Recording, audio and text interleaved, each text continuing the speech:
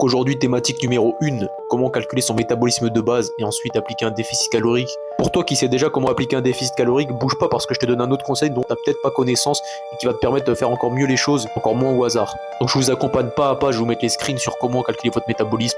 C'est simple, déjà tu vas sur Google, t'écris calculer mon métabolisme de base.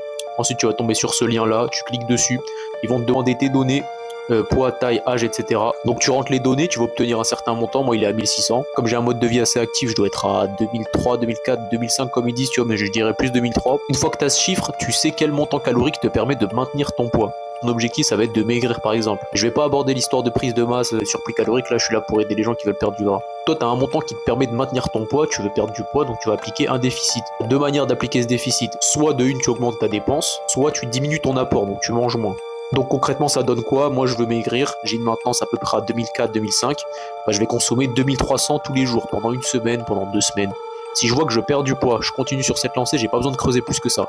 Si je vois que je commence à stagner, j'accentue le déficit, donc là j'étais à 2003, je vais consommer 2002, 2100, et quand tu as atteint un total calorique assez faible, et que si tu creuses plus bas tu vas commencer à clamser frérot, là c'est le moment d'augmenter ta dépense plutôt que ton apport. Tu vas commencer à rajouter 10 minutes de cardio à la fin de ta séance, 5000 pas par-ci, 5000 pas par-là. Donc là je t'ai donné les deux paramètres qui permettent de moduler un déficit calorique, l'apport et la dépense. Donc en appliquant ça tu vas indéniablement perdre du poids. Maintenant ce que tu veux savoir c'est est-ce que tu perds du gras ou du muscle. Sachant que ton objectif c'est probablement pas perdre de muscle et perdre du gras.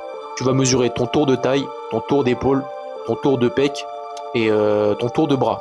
Et tu vas comparer à chaque fois ton tour de taille avec les autres mensurations. Si tu perds du tour de taille, ça veut dire que tu perds du gras. Et en l'occurrence, si tu perds pas des autres mensurations, voir que tu en gagnes, c'est-à-dire que tu prends du muscle ou que tu stagnes. Mais au moins, t'es pas en train de perdre du muscle et t'es en train de prendre du gras, donc c'est que tu fais bien les choses. Partage ça à un frérot qui est motivé à perdre du poids mais qui sait pas comment s'y prendre. Voilà mon gars, donc avec ces conseils, normalement tu sais comment perdre du gras, tu sais comment contrôler si tu perds bel et bien du gras et non pas du muscle. Donc j'espère t'avoir éclairci. On se retrouve pour la thématique de demain qui est j'ai des douleurs, j'ai pas envie de consulter le kiné à chaque fois que j'ai une petite gêne. Qu'est-ce que je peux faire pour m'auto-diagnostiquer, trouver des exercices qui vont me permettre de me solidifier et de ne plus avoir ces gênes à l'avenir. À demain la team.